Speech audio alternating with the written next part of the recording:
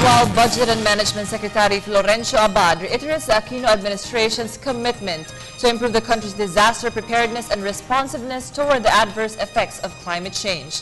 Abad stressed that as he welcomed the results and key findings of the World Bank's Philippine Climate Public Expenditure and Institutional Review Report.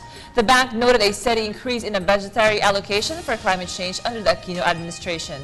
More from Freddie Abando. The Philippines is exposed to the rising threat of all kinds of climate-related hazards to include typhoons, landslides, floods, and droughts. Based on a recent study released by the World Bank, the Philippines is the third most vulnerable nation to extreme events of earthquakes and rising seas.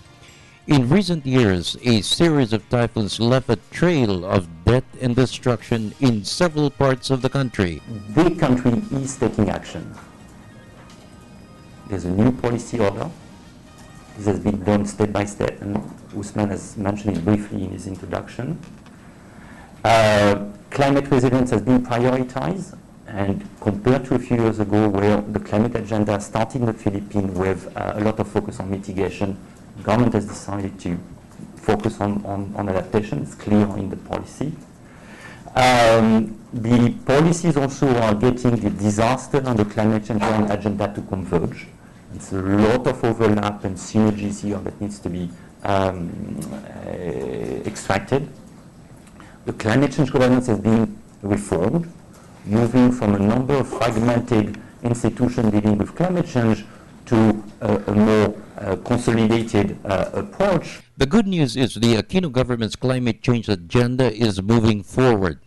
The World Bank study cites the goal of enhancing the disaster preparedness and response in dealing with climate change.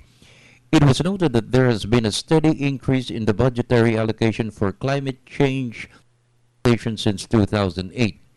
Secretary Lucille Serving of the Climate Change Commission said the study shows the impact of climate change on development efforts, human and food security, all of which depends on government's response to climate change.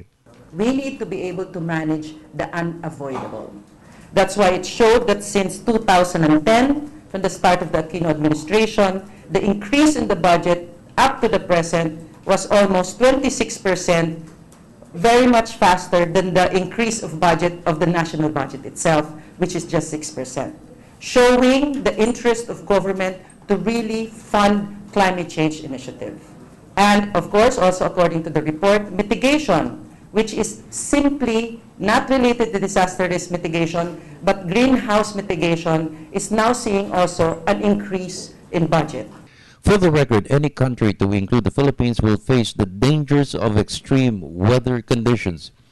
Implementing climate change initiatives can contribute to inclusive growth and hopefully reduce the poverty incidence in the country. This issue of climate change is long-term, no? But it's not as if immediately you'll have a situation. No, it's a gradual build-up.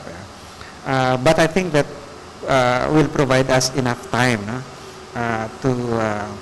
To prepare for that worst scenario. No? For the People's Television Network, this is Freddie Abando reporting.